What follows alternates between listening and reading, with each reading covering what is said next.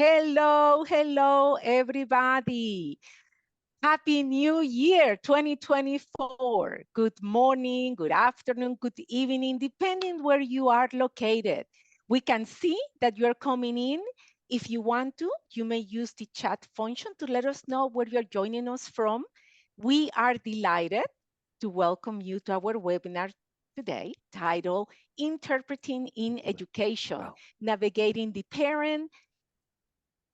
Parent-Teacher Conference.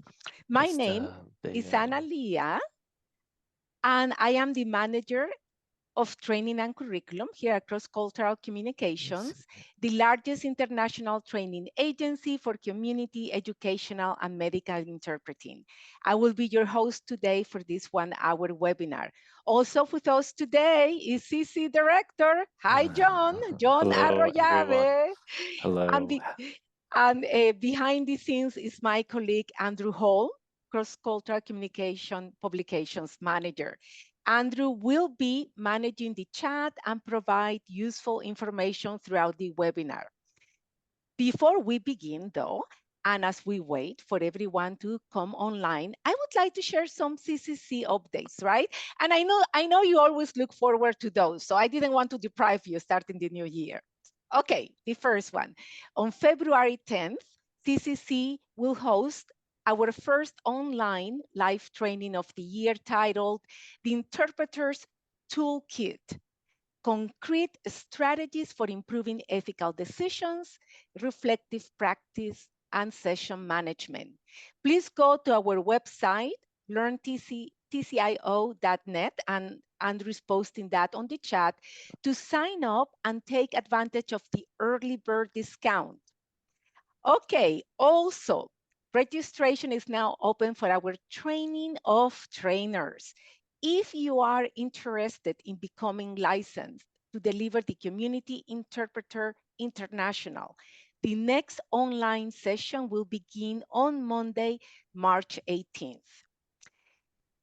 CCC is thrilled, this is so new, to announce the publication of, this is great, hear me out, Introduction to Educational Interpreting and Translation, a comprehensive textbook that meticulously addressed the how-to of educational interpreting and translation in the United States education system. It is essential for everyone involved in the language access in educational setting. At the end of this webinar, guess what? We're going to provide you with a unique discount code to purchase this publication. So hang on to us till the end of the webinar. Okay, as usual, just a few reminders, everybody. The webinar presentation will last about 40 to 45 minutes, followed by a time of Q&A, 15 to 20 minutes, period, during which you can ask our presenter any questions you may have. During the webinar, please keep the Q&A feature open and use it to submit any questions you have for the presenter, and I will read those at the end of the webinar. For other comments or questions here for us here at Cross-Cultural Communications, please use the chat feature instead. And if you want everybody to see your comments, make sure that you click on everyone. Okay, this webinar has been approved for CEUs.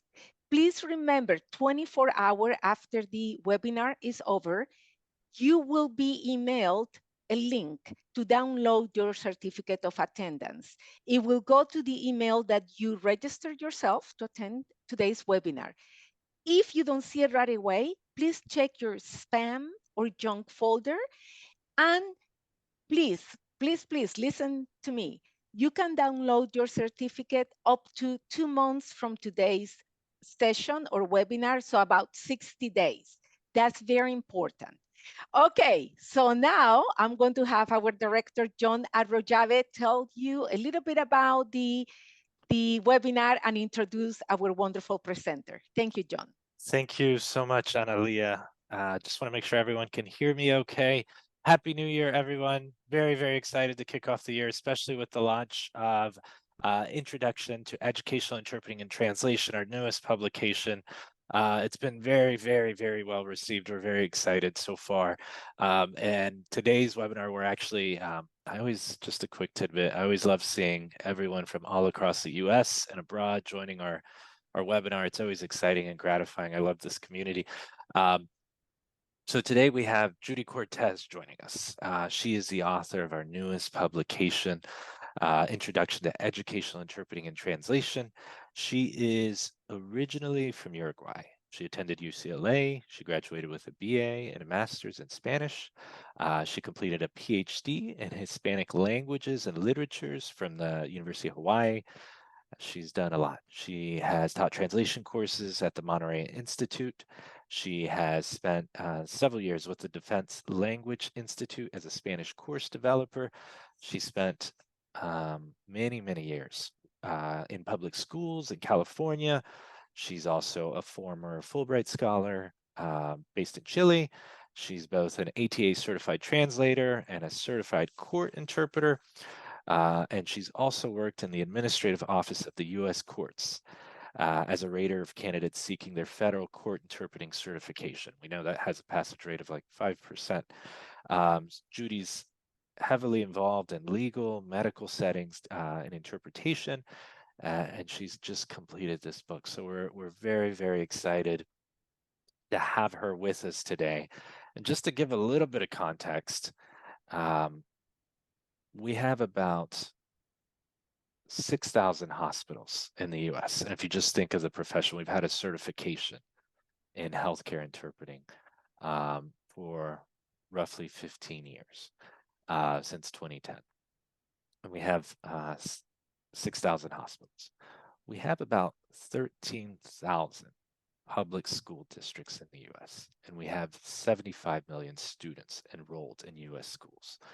So if you just think, probably about 10% of those children enrolled in US schools come from English language learner families. So you think of just the scope and the size of the need for interpreter education. And this is one of very few publications in this space dedicated exclusively to educational interpreting and translation. So we're thrilled to bring this to market. Judy, if you'll come online and join us, we can go ahead and start the presentation. Welcome. So lovely to have you here, Judy. Okay. Thank you for having me. While I look up the PowerPoint, I do want to point out a couple of things, John. My doctorate is from UCLA. I did teach at the University of Hawaii. Got it. Just wanted to clarify that for some reason. Okay. Is everybody seeing the? Not yet. Not yet. Okay. I will. Give me a minute. Yeah. No, absolutely. Everyone is still trickling in. We have some folks joining from Lima, Peru. My goodness. Someone from Pennsylvania, of course, Richmond, Texas, Philadelphia, Kentucky, Florida. And there we are. We can now see your screen, and you just need to show the presentation. Right here. There we go. And if you'll make that full screen, we'll be off and ready. Well, thanks so much, everyone. I'll be here behind the scenes.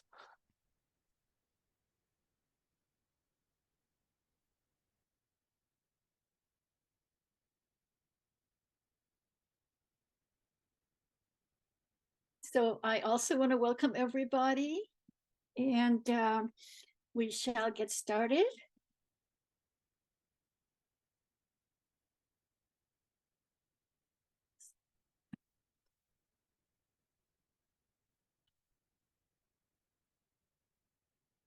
Okay, here we go. We have the title, like Analia mentioned, Navigating the Parent-Teacher Conference, January 10th. That's today, 2024.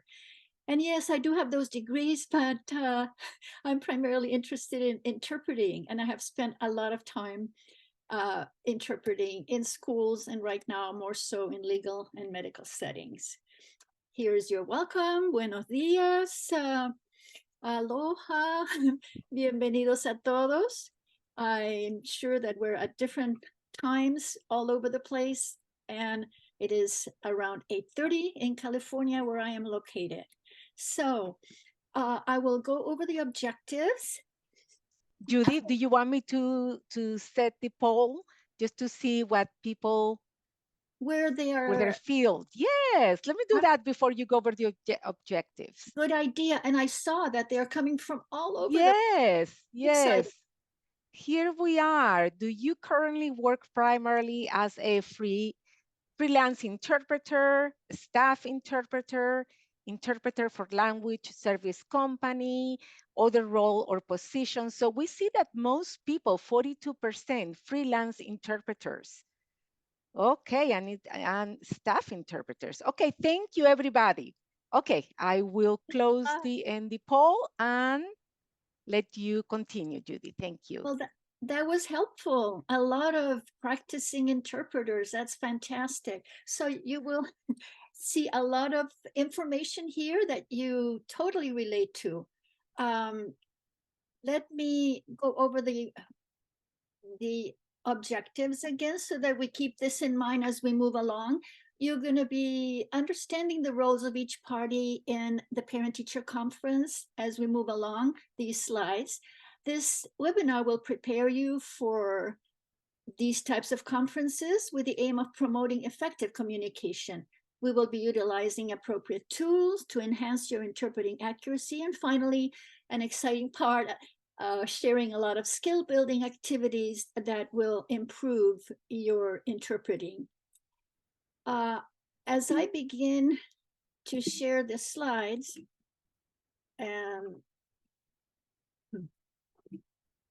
sorry, I want to also point out that research has shown that family involvement most definitely affects student achievements. And many studies have proven that when students have involved parents, good things happen. Students earn higher grades, they pass their classes, earn credits, are promoted, attend school regularly, and graduate and go on to post-secondary education. So parents that use the services of an interpreter certainly will have their students achieve these goals.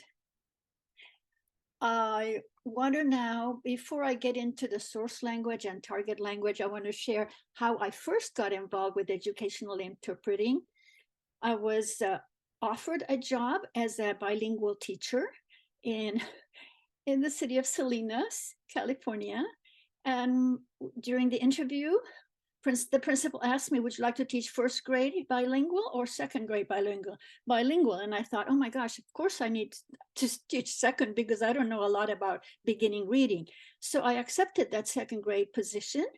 Unbeknownst to me, the first grade classroom was located way out in the field in a portable, and I was located right next to the main office. So what would usually happen at some point in the morning, I'd hear this knock on the door, and the vice principal would come in and say, Ms. Cortés, we need you in the office. And I'd have to drop everything and get into the office and interpret for the parent that was trying to communicate with either the secretary or the principal. There was no bilingual person in the office. And that was my introduction. And this happened throughout the year, not a very ideal situation. And I hope most of you are not doing something like that. So I was involved with this type of a setup. I was using the parents' source language and going into English, into the target language. And the office person was speaking in English, using the source language, and I was going into the parents' language or the target language. Let us look now, let's take a brief look at the difference between simultaneous and consecutive interpreting. And I would like to know what is the most common mode that you use when you interpret in a parent-teacher conference. Is it going to be simultaneous or consecutive or both? I'm going to, as you put that into the chat, I'm going to go over these categories. Simultaneous, you keep up with the speaker. There's a décalage, a slight delay between what you hear and what you speak. And also you use the chuchotage technique, which is a whispering technique, which serves very well for one or two individuals. If there are more, you will most likely use a microphone or a headset. Consecutive, the speech will follow a pause. Memory skills come into play, and you have to concentrate heavily to be as accurate as possible. And you are assisted by using notes. So note-taking techniques are important. Can you put in the chat if you use simultaneous, consecutive, or both? And yes, Judy, people have been answering left and right, a lot of both. That's what I'm seeing. Some consecutive, some chuchotage, both consecutive, just a lot of both of them, and also simultaneous. Thank you, everybody. This is very good to see. So that's what I was hoping, and I was thinking that that would be the response, hybrid type of responses, consecutive, simultaneous, and of course, sight translation when you have to deal with forms, documents, sharing of any type of written document. So consecutive happens more so when you are interpreting usually for the teacher, and sometimes you also interpret from the teacher to the parent using simultaneous. It just depends. I'm not saying that one mode is better than the other. You as interpreter most likely decide which works for that situation. What is the best approach when you see the setup, your familiarity with the teacher and the parent. So what types of meetings take place at schools? Several. This webinar is mainly focused on the parent-teacher conferences, but of course you also take part in IEP meetings, individualized learning plans, or 504 plans, which are also related to special education. Disciplinary meetings, mostly, more so I would say in middle schools and high schools, but certainly in elementary also. Home visits, not as frequent, but these do happen, especially when parents are unable to go to school for one reason or another. Dedicated teachers have gone to the homes, and I've accompanied these teachers. And it's certainly far better than not having a person-to-person communication. And finally, we have a couple of more to mention: the back-to-school night, open house, and occasionally there are over-the-phone interpreting situations. Many times they're related to a disciplinary type meeting, and it's a three-way conversation, usually over the phone. The teacher or administrator, the interpreter, and the parent, they connect to each other using a conference type of setup. Very few times you have meetings with the press, but they can happen if we're dealing with a critical issue that's now being dealt with by the press. Okay, where do they take place? Most likely classrooms, school offices, counselors' offices, vice principals, even principals, the students' homes, like I mentioned. In high schools, I have seen a lot of meetings take place in multi-purpose rooms, large rooms such as the gym, where teachers are set up around the room with different tables, and school specialists like reading specialists, speech and language pathologists, psychologists. They may also request the services of an interpreter. What are some of the common topics? I would say that the most common topic is the report card, how the student is performing in class, also the behavior, how the student works well with other classmates, completing classwork and homework, self-advocacy, does the student raise his or her hand when that individual does not understand what's going on in the classroom? How involved does the student get with the materials being taught? Assessments are always brought up. Assessments are required in most grade levels. And interventions, what has the teacher done to improve learning for that particular student? Has the teacher suggested an after school program, a weekend program? How has the teacher facilitated learning for that student? Okay, let us take a look at who is interpreting in schools. Right now, there are many school offices that hire bilingual personnel, secretaries, instructional aides, community liaisons, and even teachers perform this function. And this happens in a way that forces the school staff to have dual roles. They not only have their job to perform, but they also work as interpreters when there is a need. Another option is having special personnel work as an interpreter. Counselors, bilingual counselors do come into play, resource teachers. I was a bilingual resource teacher and speech language pathologist. Large districts, such as some that are in the Los Angeles, Orange County area, even set up offices, language access departments, where they hire full-time translators, interpreters that do both jobs. They translate and also interpret. Language banks are more common when there are a number of languages of lesser diffusion. Schools know who these parents are that need interpreting services, and they reach out to individuals that can interpret in some of these lesser known languages. Agencies also can be contracted.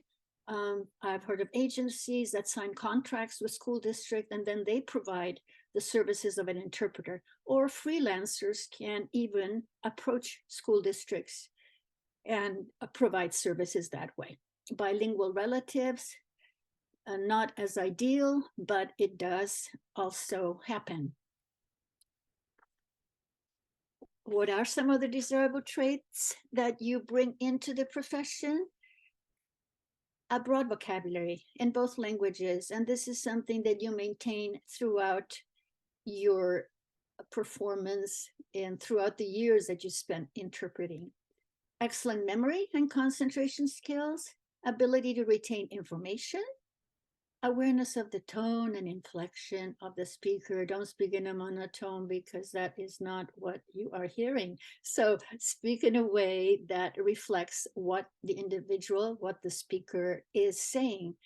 Also keep in mind the register. Use the same register as the speaker. Ability to maintain neutrality, impartiality. What happens in the meeting, you keep it to yourself. And knowledge of cultural nuances, the culture of the country where you live, the US in this case, and the culture of the parent. And thorough knowledge of acronyms, idiomatic and technical expressions that we use in education. So having in mind that all of these acronyms should be a part of your vocabulary. All right, next we have something that I'd like to point out to you. Before I get into this briefly, can some of you let me know in the chat if you know about the recently adopted National Code of Ethics for Interpreters in Education, which was created by the American Association of Interpreters and Translators in Education. So could you just write yes or no? Are you aware that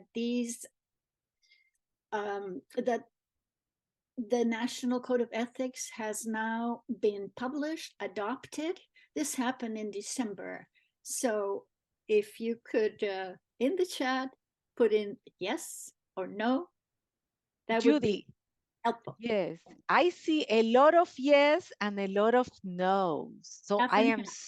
yes, so I am so glad you're bringing this up during this webinar. Yes, well, Andrew says about 50-50. So that's kind of like the answer. Thank you, Judy. Okay, and if you need, well, if you'd like to know much more about it, go to the website, and then in detail, you can find out exactly what is being said and what examples are given for accuracy, confidentiality, impartiality, professionalism, professional development, what you're doing right now with the webinar, and the representation of qualifications, keeping up with the latest certifications. Next, we're going to look at the key players when parents and teachers meet with an interpreter. So this is the triangle. Teachers, usually one teacher if it's a parent-teacher conference, but occasionally there are more than one if we're dealing with the specialists. Parents, mom, dad, sometimes a guardian, and you, the interpreter. So what is the teacher's role?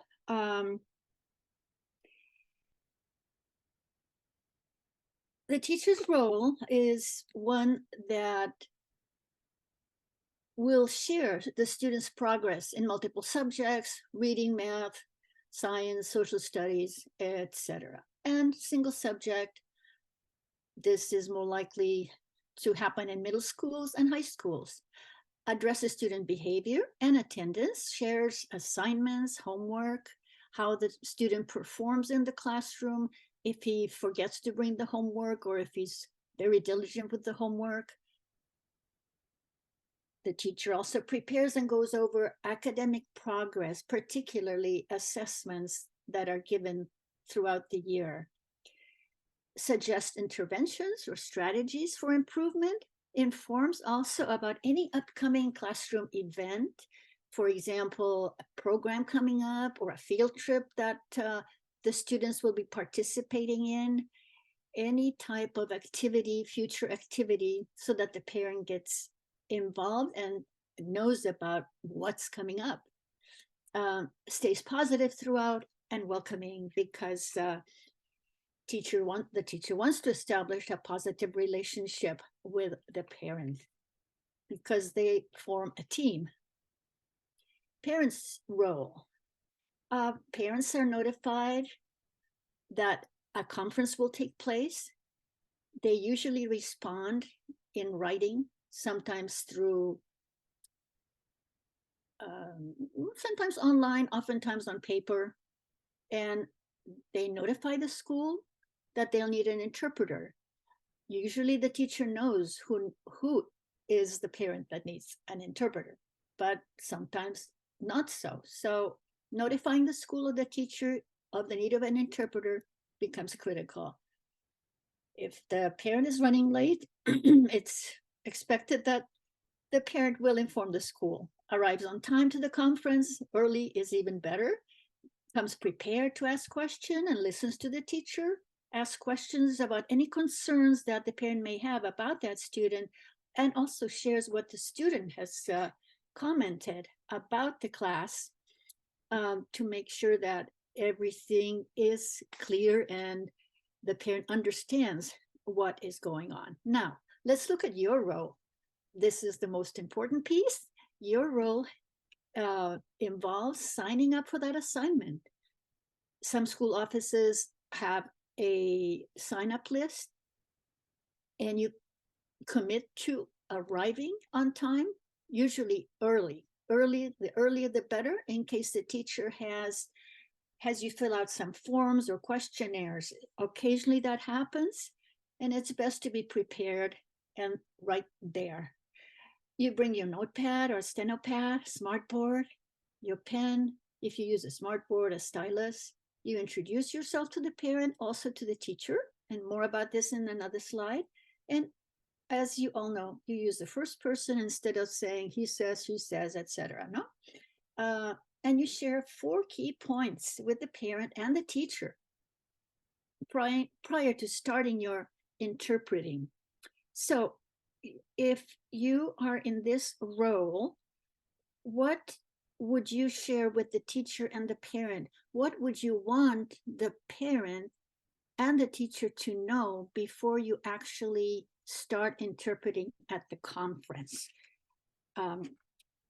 So if you could put that in the chat, what should the interpreter remind a teacher prior to starting a parent-teacher conference so that things become clear and there are no misunderstandings while the conference is taking place? Judy, people are saying great things, a professional introduction or pre-session, what their role is, their name, very important, right? That we introduce who we are, to speak at a low pace. If they need to intervene, that they will do that. Also, transparency. Let them know the information is confidential. Also, I love this, the being very specific about the language, because remember, sometimes there are dialects like Chinese, we have Cantonese, Mandarin, so to be very specific, right? So wonderful answers, Judy. They're doing a great job. So thank you so much for sharing that. And it goes hand in hand with the next slide. You do remind the parent that you will be using pauses to speak clearly, and you will interpret all that is said here. I have put that acronym up there, APGE, which stands for all is interpreted. Pauses are very helpful. And if there is a need to pause, you will use a gesture, maybe the hand up or a timeout gesture. And also reminding them that you are there to interpret and that the speakers, the parent and the teacher, are facing each other and have eye contact. So all pauses, gestures, and eye contact. And yes, transparency, that's something that was mentioned in the chat, and impartiality, exactly. So what do we suggest, or what do you think should be suggestions for teachers from your point of view? Some of you did mention introduce yourself. Absolutely. And if this reminds me, when I interpreted in K or first grade, the little chairs were way too small for me. I'm not big, but anyway, make sure that there are adult looking chairs for the parents. You can always ask the custodian or ask the teacher to please have the appropriate chairs available. Speak directly to the parent, invite school specialists when there is a need. This is, the teachers will tell you if there's going to be another specialist. And the teacher should be aware that technical terms and acronyms should be explained instead of throwing out FAPE and EL and SAT. Spell out those technical terms because the parent may not be aware of their meaning. Speak slowly, clearly, and avoid side conversations if there is a specialist present. And also allow clarification of any questions the parent may have through the interpreter. These are additional suggestions for the interpreter. Some of you mentioned that in the chat. And again, I'm focusing on the arrival on time or earlier. You bring the items that you will need. Also bring water and tissue. Take notes and write symbols, abbreviations. Do that in a vertical column. Divide that page in half. It's easier to go down than across horizontally, much easier to read. And you seat yourself. Where do you seat yourself? Slightly behind the parent or between the parent and the teacher so that the parent and teacher are facing each other. more suggestions. I just mentioned the facing each other, and remind them about that hand gesture or a signal. Beforehand, before you go into this assignment, review some of these common acronyms so that you know what they mean beforehand. And if you work at a school, you pretty much know what they mean. But if you're new at it, you need to spend a little more time on it. You dress professionally. If there is a dress code at the school, it may be a good idea to find out what that consists of. I have witnessed principals sending teachers home because they were not dressed appropriately.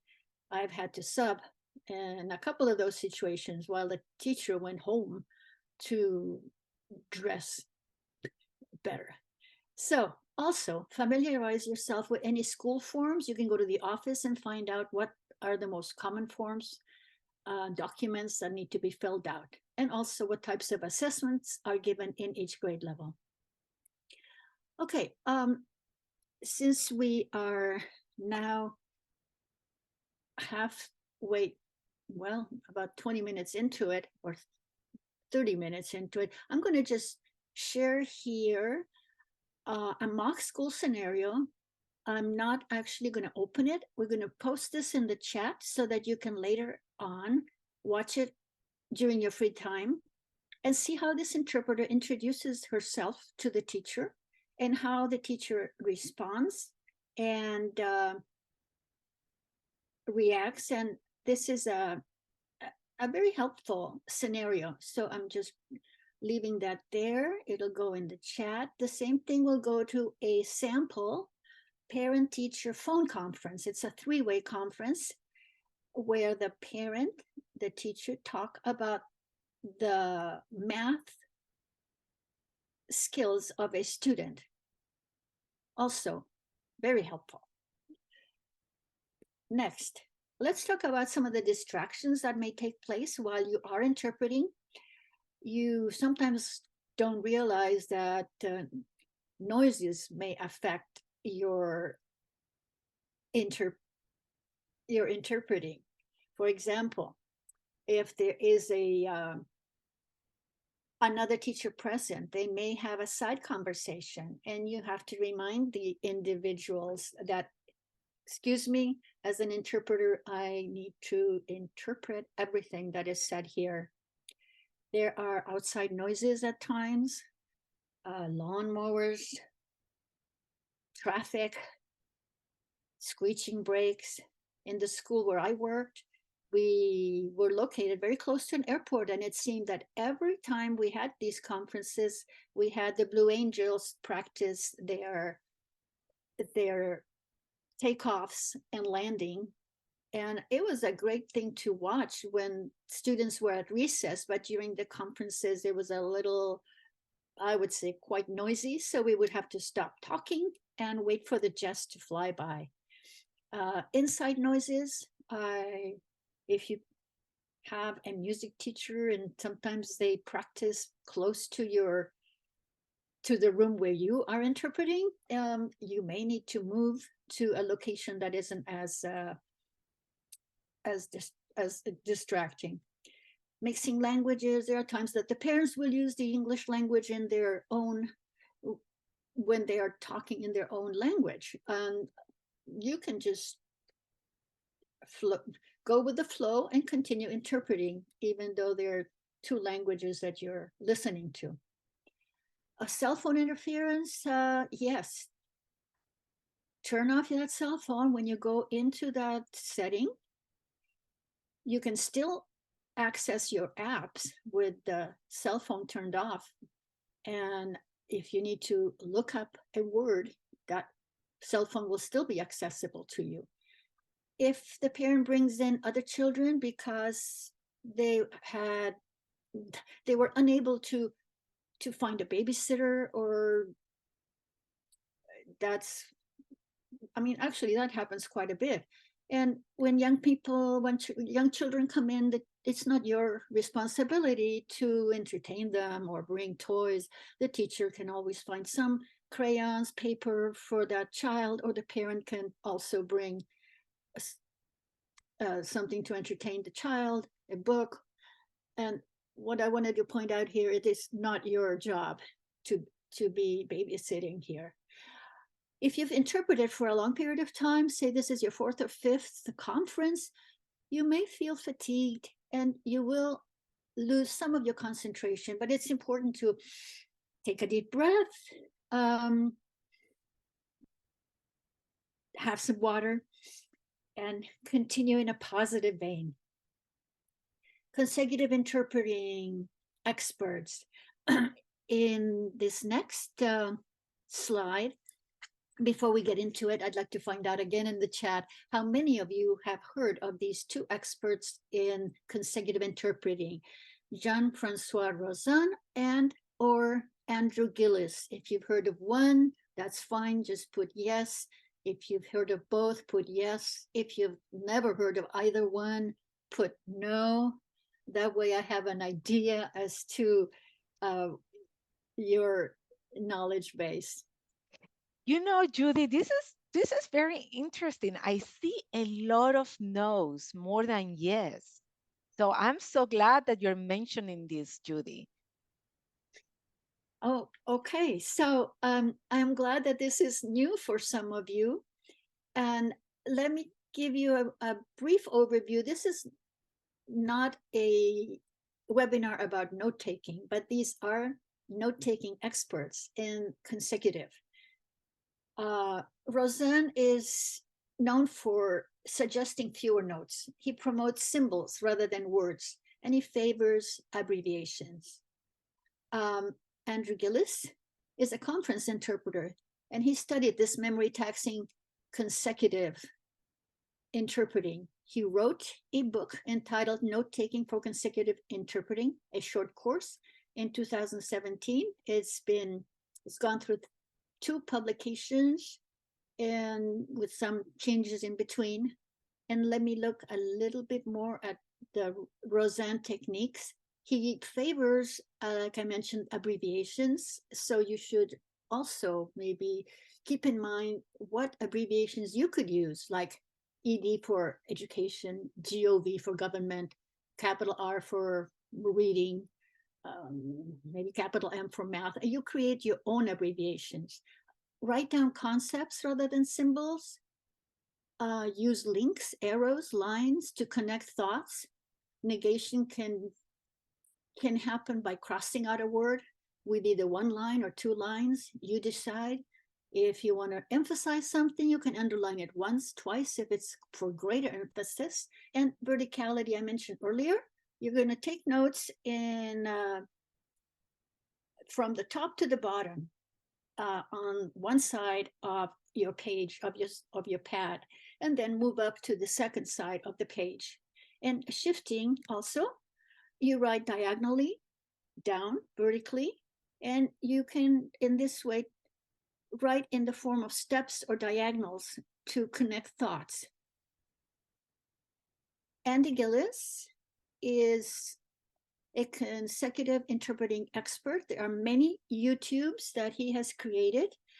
His background, I did mention he's a conference interpreter in Europe. He specializes in English, French, and German. He's also a trainer and an author. He focuses also on the subject, verb, and object, the way sentences are created. He also suggests using a quarter of that half page for main ideas and a third for margins or details. He analyzes speech much more so than Rozin. He is also a minimalist and encourages the use of symbols. He also provides you with a glossary of symbols in his book. I'm going to go fast through this. The use of symbols. If you use them consistently, make them the same.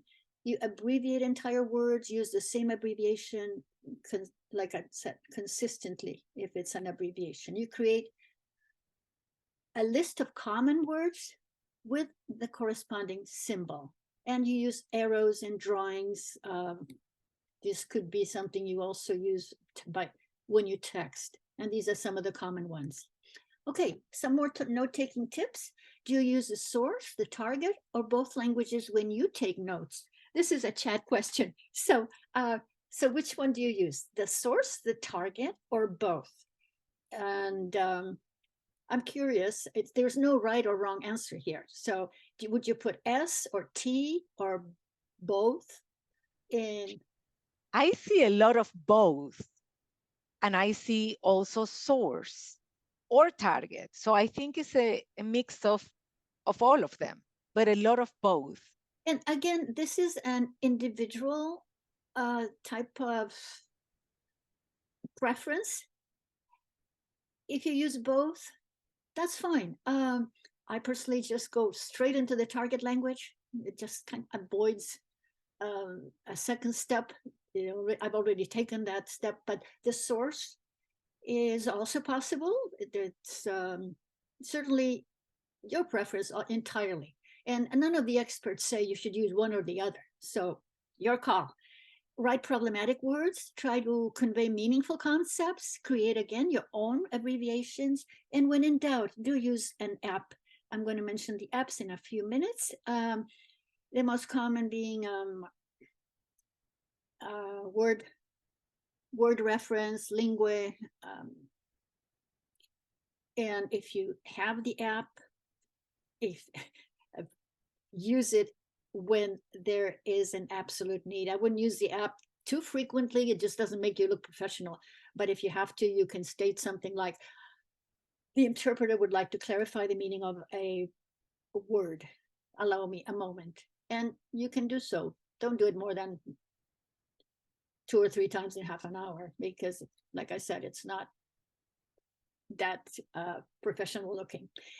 I want to also mention note-taking apps. This is a more modern way to go. There are some tablets that allow you to buy an app. There's a charge for Notability and Good Notes. Not a lot, maybe $15, $20 a year. Apple Notes is free. If you want to experiment with that, it might be a good idea. Or just keep using a pen and a notepad. What are some of these resources I just mentioned? Lingue, word reference, Microsoft Translator. There are dictionaries available, and I've listed one, a more recent one by Rodolfo Valentin, English to Spanish. And you can always use visual dictionaries to clarify some meanings. Okay, now we've gotten to the point where I'd like to share some skill building activities. And this can be fun for you. And you can listen to a speech, a TED Talk, a presentation that lasts between 5 and 15 minutes. You listen to the message without taking notes, but after hearing the message, you do write down the key points and convey what is the main idea and what are the supporting details. Another fun activity might be a listing of several items belonging to a certain category. You can choose the category. I've made some suggestions here: objects, fruit, furniture, states, numbers. You can start out by saying something like, I want to visit Texas and Florida. I want to visit Texas, Florida, and Arizona. I want to visit Texas, Florida, Arizona, and New York. I want to visit Texas, Florida, Arizona, New York, and New Jersey, and so forth. You just keep going until your memory runs out of steam. Another possibility would be listen to several items in a specific category, and you create sentences. You may wish to do this a couple of times a week when you go to the store, to a market. You may want to say, I need to buy some bread and ice cream. I need to buy some bread, ice cream, and strawberries. I need to buy some bread, ice cream, strawberries, coffee. I need to buy some bread, ice cream, strawberries, coffee, and milk, and on and on and on. And by the time you get to the store, you will know exactly what to buy.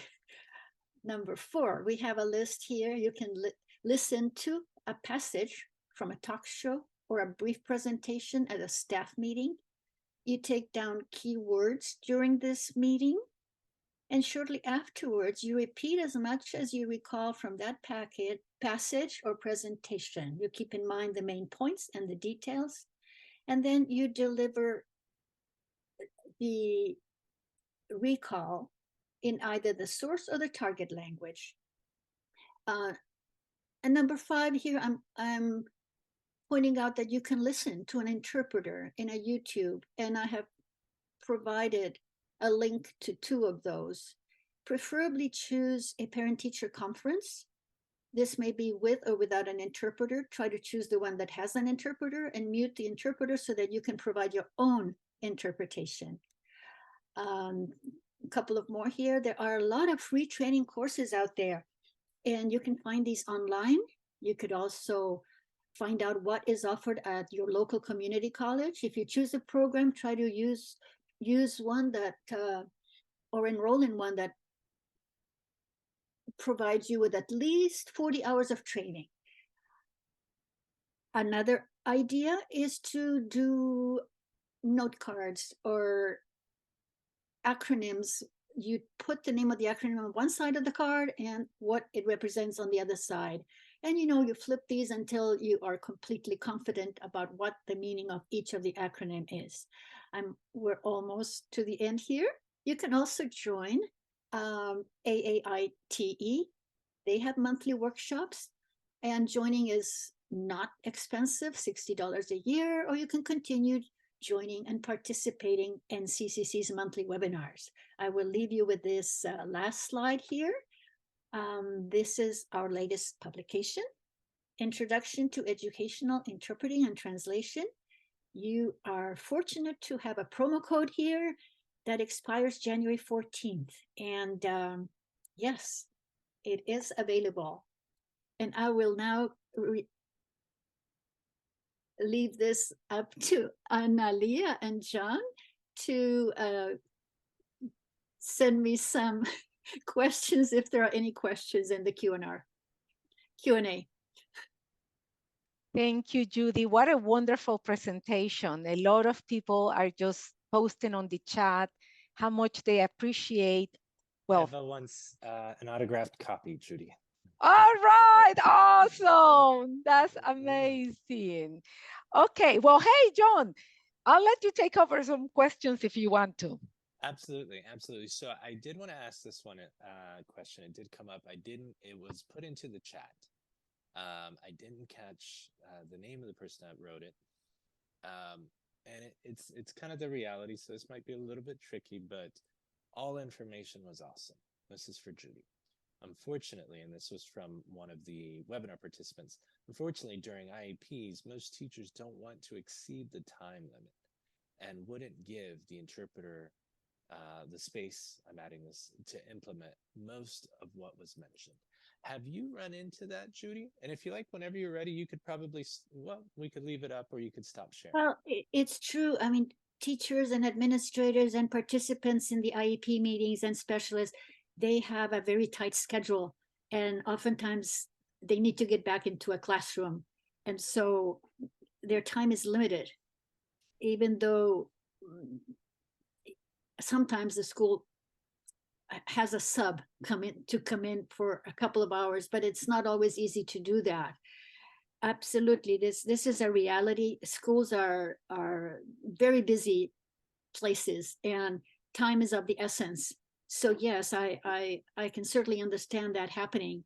And I have been in a number of IEP meetings, and yes, they want to just get to the essential. And also, they probably prefer you to do more simultaneous interpreting so that it's faster rather than using consecutive. Yeah, I totally relate to that. And it does happen. It's reality. Absolutely. And for everyone's benefit, I apologize. My volume was a little bit low. So Judy was responding to the question about, hey, during IEPs, most teachers don't want to exceed the time limit. Everyone's very pressed for time.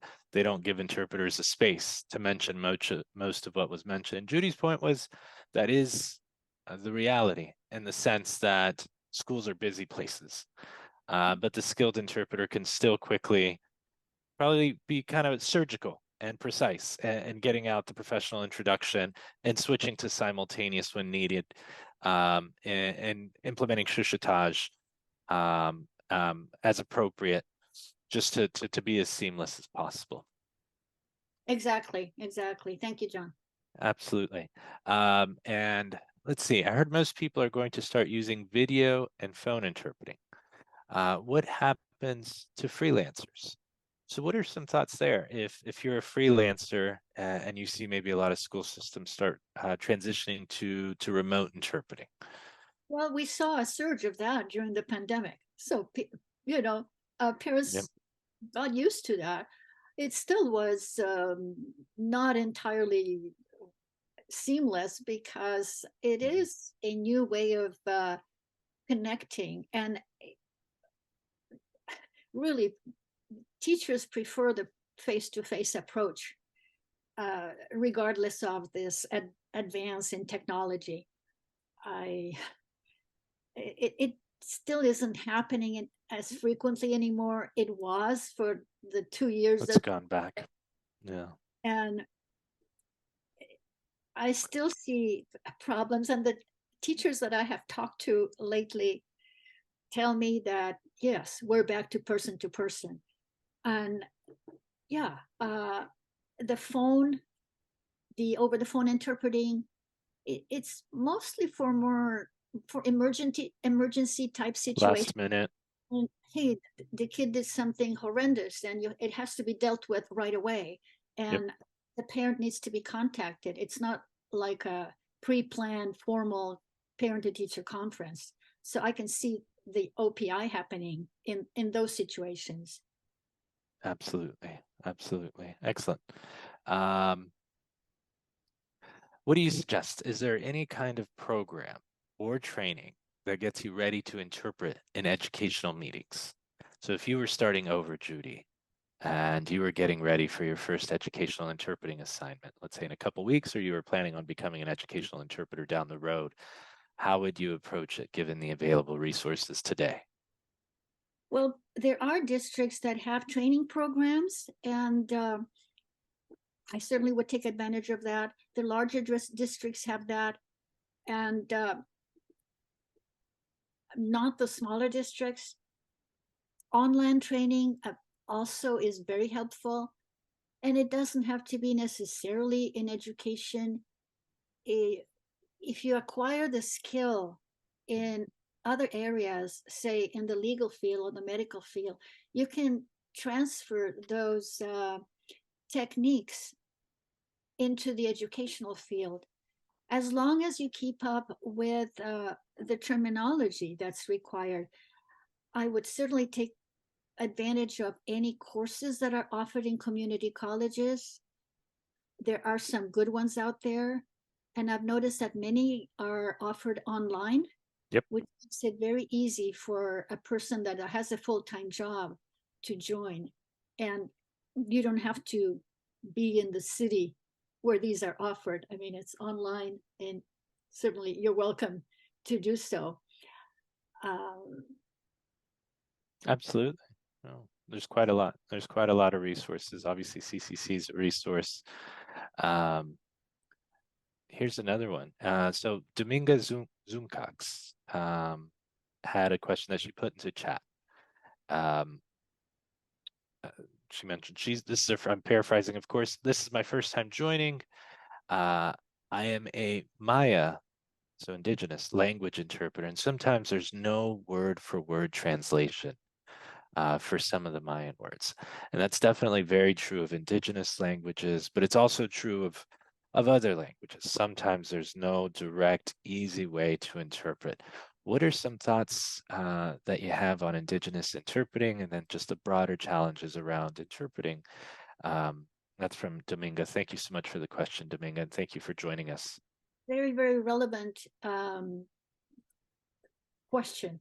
And yes, with indigenous languages, and there are several from Mexico, and every time I've had an opportunity to interpret it with an indigenous speaker, we would have to do this in a relay fashion.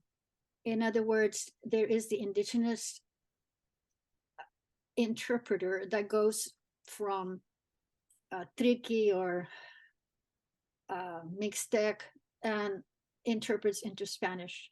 And then the interpreter would do Spanish into English. So it's like a three-way interpreting. Locally, we have programs at our local hospital, Natividad Hospital in Salinas, where this happens very frequently. And we have an individual in charge of training indigenous interpreters. You may want to look up Natividad Hospital, Salinas. Natividad, yeah. Natividad. Victor, the person in charge, is very active in this particular field and has promoted training. He offers training for these various indigenous languages. But again, the question also had to do with if there's no word equivalent, you're forced to explain the term. You're not gonna, repeat an acronym. You have to do a clarification, an explanation of what that word means. Absolutely. Absolutely. So, excellent. So we have another comment from Stella. Stella Sola, thank you for this comment. It takes a lot of training. School districts have their own internal culture, and working with teachers who come with different backgrounds who do not know about how to work with interpreters, I'm adding this, is challenging. It takes time and effort to provide a quality service. So true, so true. It does take time. You have to have the support of the administration, make sure that that support is always there, that training is available, and also training the teachers, making the teachers aware of the importance of the interpreter, and not just leaving that aside, and valuing the interpreters that are present, the ones that the district has in place. Yeah, sometimes it's very much up to the administrator to support the interpreter. And on us, right? Through professional development to educate ourselves about language access laws, Very about true. the broader view of the impact we have. If you think across decades in a person's life in terms of the quality of their education, interpreters have a huge impact. We interpret not only for students, of course, but mostly for parents and educational assignments. And parent involvement is critical to student success. So we're facilitating, we're allowing, we're something of a bridge for parent involvement in students' academic careers. So it's pretty impactful. Yeah, and I was going to say, it's important to have different districts connect with each other, and also with the county offices of education. Sometimes one entity will hire a trainer, and that should be an opportunity for districts nearby to send their interpreters for additional training. And just find out what is going on in that area, and promote the training, and send the interpreters for to take advantage of this opportunity. Absolutely. And I just a little bit of housekeeping. So we are at the hour. We're a few minutes past.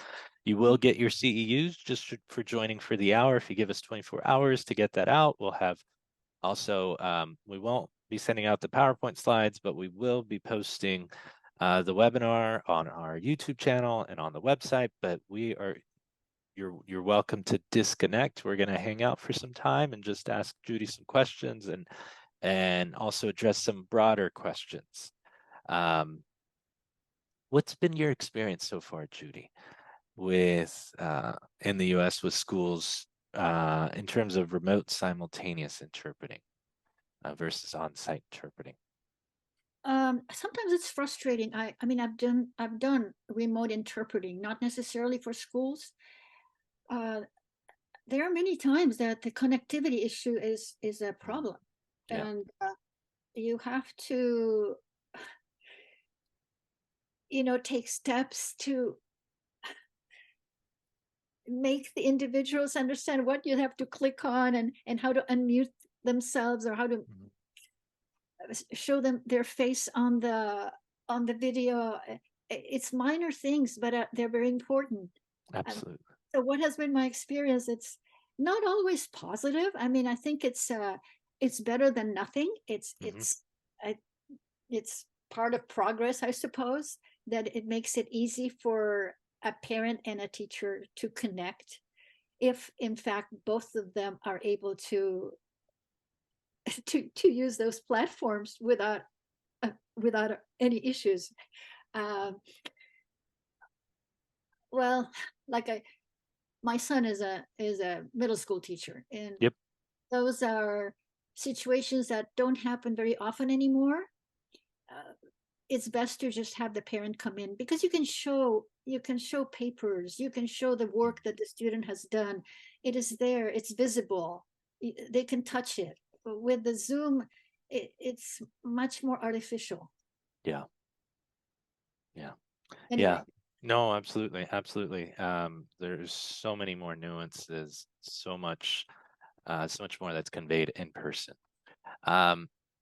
And a question from Rona regarding what's the exact name for the book, on Roseanne technique, the note-taking technique. Did you have the name of the book? We can put this in the chat. It's Principles of Note-Taking.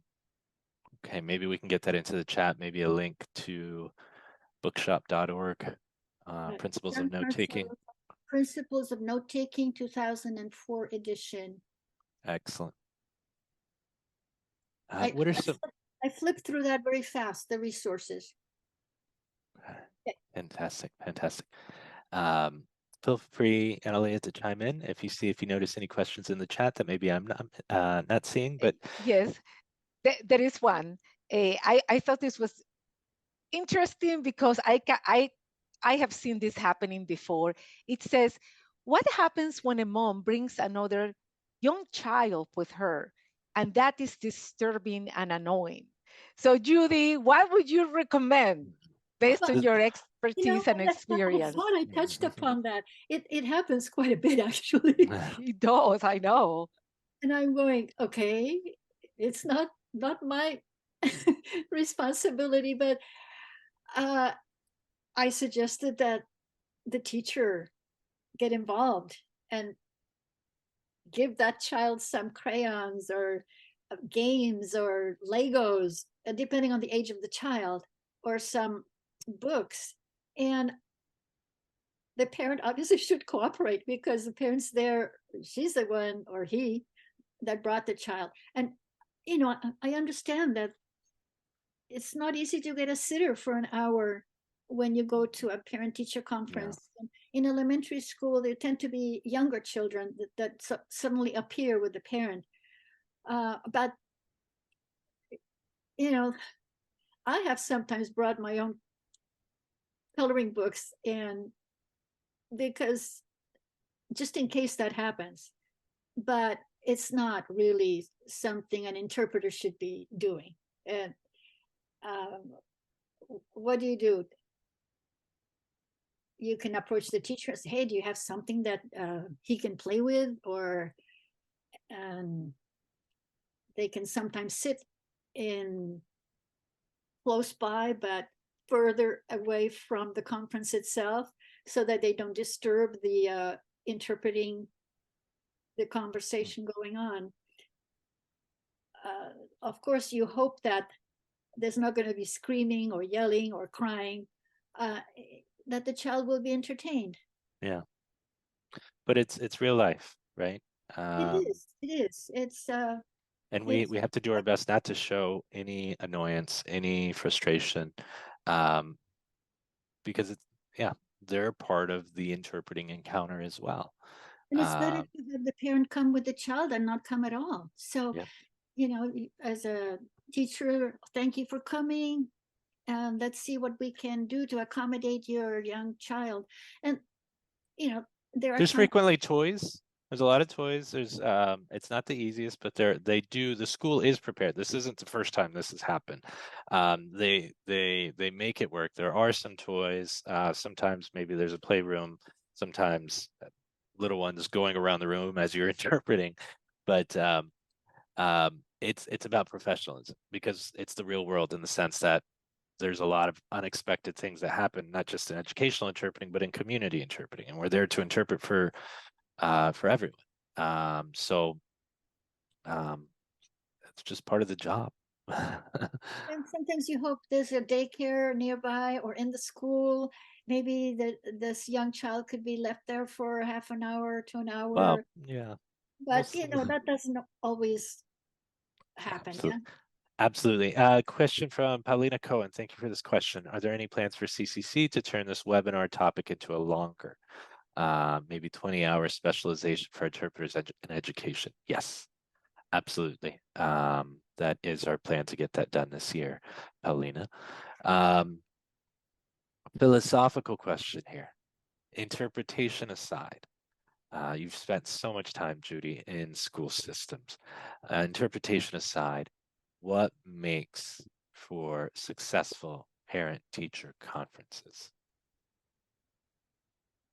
I would say having a positive attitude about the situation, having hope that this student will improve, that you work with the parent, that you are a team, a three-way team, and you're doing the best to advance learning. It's a very general response, but I have worked with so many fabulous teachers, such dedicated teachers. They're all out there. So mission driven, like the interpreter.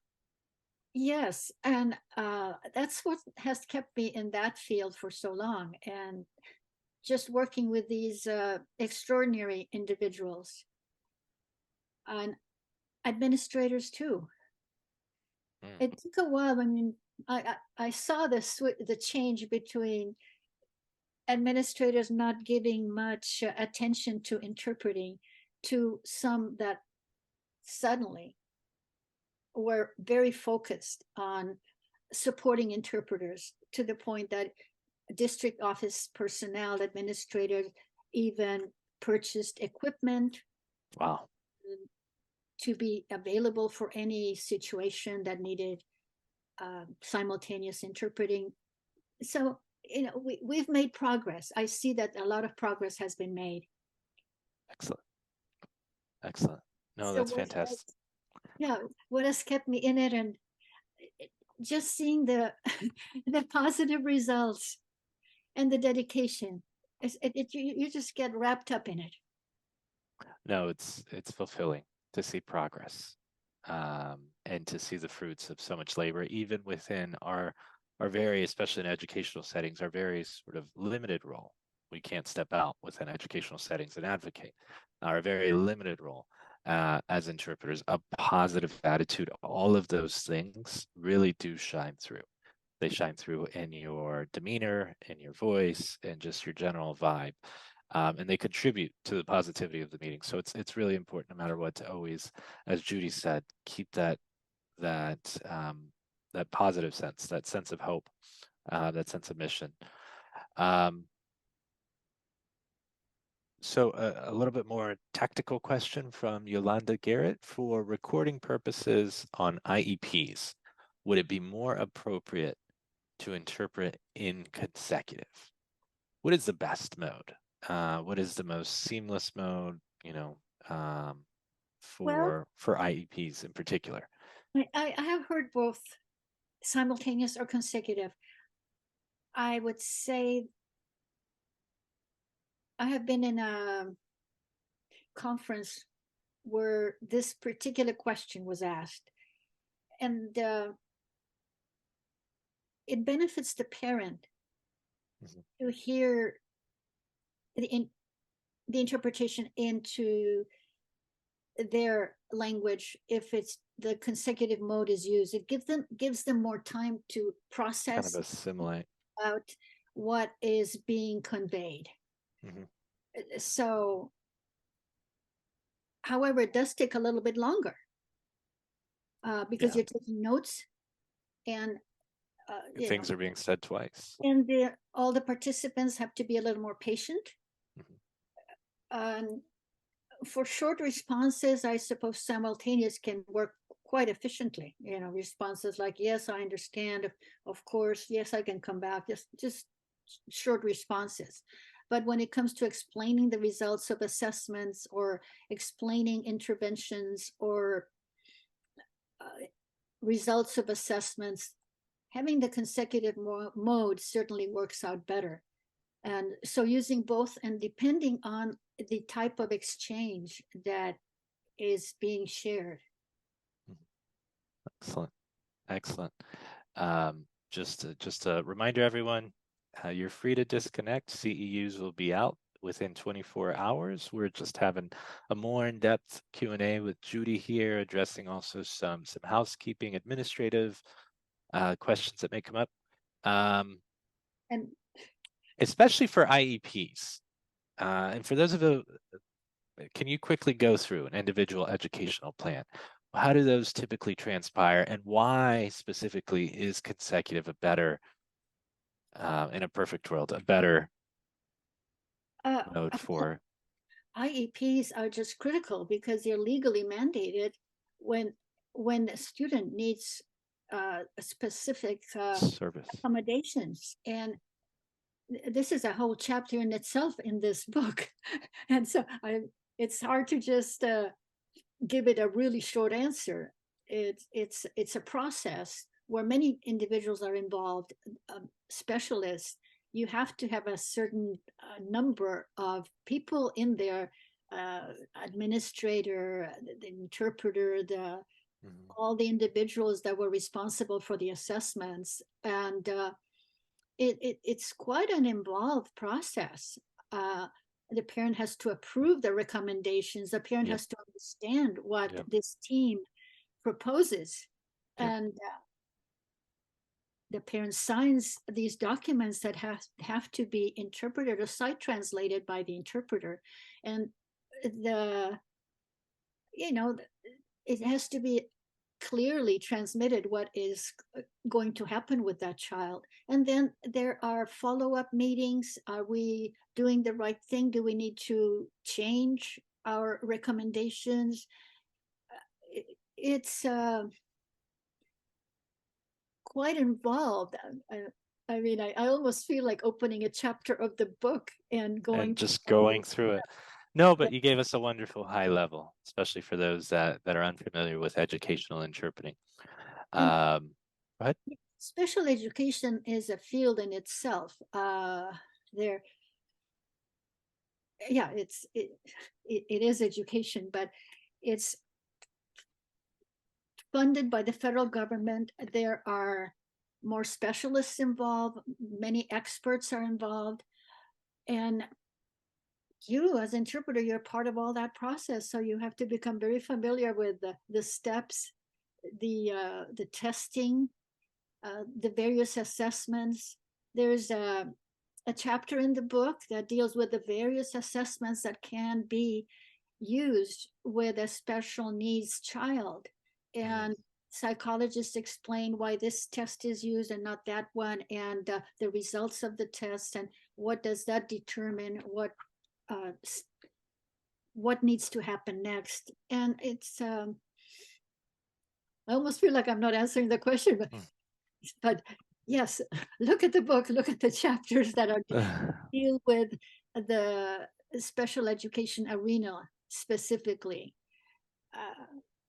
So no, it's a very broad question, and we can't go into detail. The book itself does offer some pretty meticulous sort of grounding, especially for interpreters and those involved in language access and educational settings, on what are the core elements that we need to know, what's the history of how this is unfolded, and specifically as it relates to interpreter skill.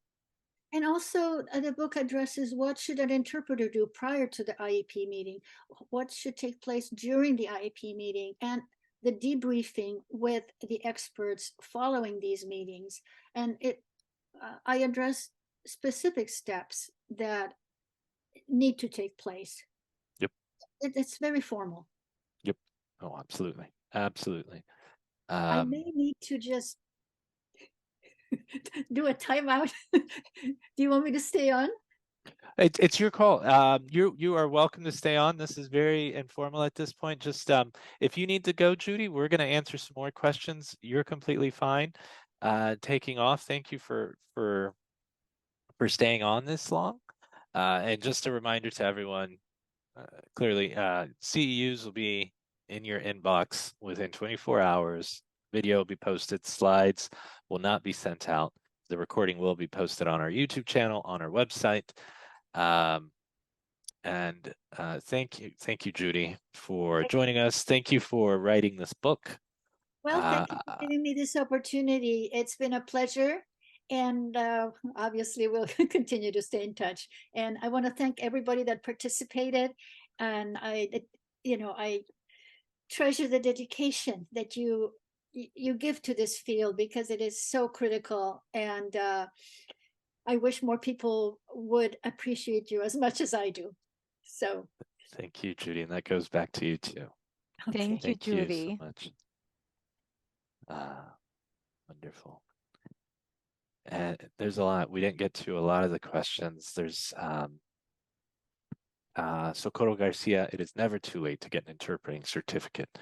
There are 2 healthcare interpreting certification programs, or healthcare interpreter certification organizations, CCHI and BCMI. Within, those are the only ones in the U.S. outside of the state of Washington, within community interpreting. There is no certification for educational interpreting yet.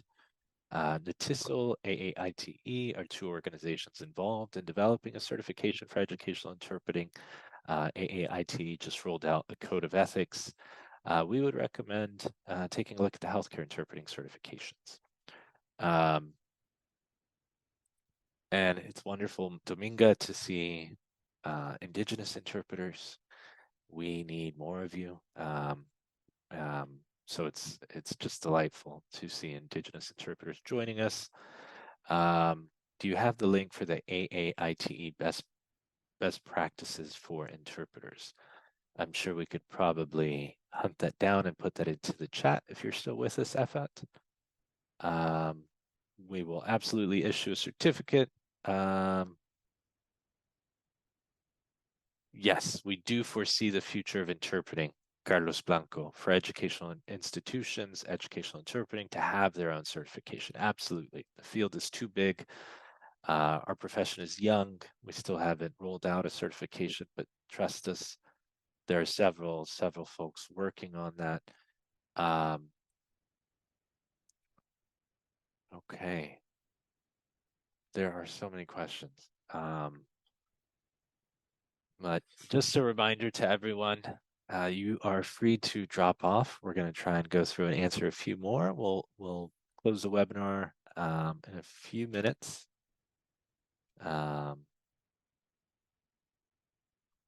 Analia Juarez. So Analia Juarez has a question that I want to ask Analia Link. Just to put you on the spot, Analia. Oh, I'm like, okay, what's the question? How do you ask the teacher to explain technical terms without sounding patronizing towards the parent, without offending anyone? Well, I tell you, whether, regardless of the field that I'm interpreting in, whether it's medical, educational, social services, conference, I would obviously, first of all, be transparent, let the other person know, the client, that you're going to ask the teacher, in this case, to explain a term. And interpreter speaking, Mrs. Gonzalez, could you please elaborate on that term that you just said in order to make the encounter clearer? Yep. And then you just bring it up like that, because that doesn't mean that the person didn't do a good job on employing the term or the acronym. Is that we need a little bit more of clarification and a little bit more of explanation. And I always tell my trainees, it is better to always put the responsibility on On the them. person, on the provider, whether we mean is the teacher or is the physician or the judge, right? Mhm. To put the responsibility on them to explain something. That way, again, our job is to facilitate the communication between one party and the other. And we, as much as we can, we should refrain from explaining. So that would be my suggestion. And again, it doesn't come across as undermining what they just said. On the contrary, I think it's basically saying, could you please elaborate more and expand on the term? So I hope Absolutely. that was helpful. No, absolutely. It's never interpret something you don't understand.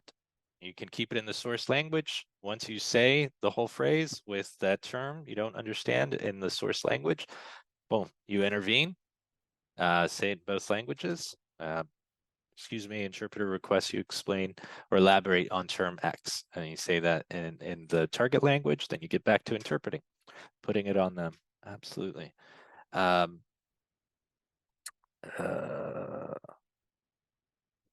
Okay, do you see any other questions, Analia? I think we have answered all of them. Okay, there's quite a lot. I don't know if we've answered all of them, but And one question here, I think we did answer. Do you foresee the future of interpreting for educational schools, institutions, organizations with their own certification? I can tell you that that is a yes, because especially talking to the different professionals involved with AAITE, I think that's what it is. yep, That's in their plan. They got their code of ethics and the standards of practice for interpreters and translator. Of course, they do want to get a certification. And I think I can see that happening in the next few years, not even much longer than a few years from now. absolutely, absolutely. Really good point from Alejandra Trestic. I think this is also cultural. You bring the whole family along. Referring to our other one about the child, many cultures don't even think of looking for a sitter. Absolutely. So many wonderful comments. Okay. Well, I want to thank everyone again. Thank you, Analia, for joining me. Thank you, Judy, who's no longer with us, for writing the book and for presenting. We're going to go ahead and disconnect unless you had anything else to add, Analia. Nope, just thank you, everybody, and Thank you, Happy New everyone. Year. Happy New This Year, is the everyone. beginning of a wonderful year of growth and anticipation of what CCC is going to bring to all of us. Thank you, everybody. Thank you, everyone. Thank you, Analia. Thank you.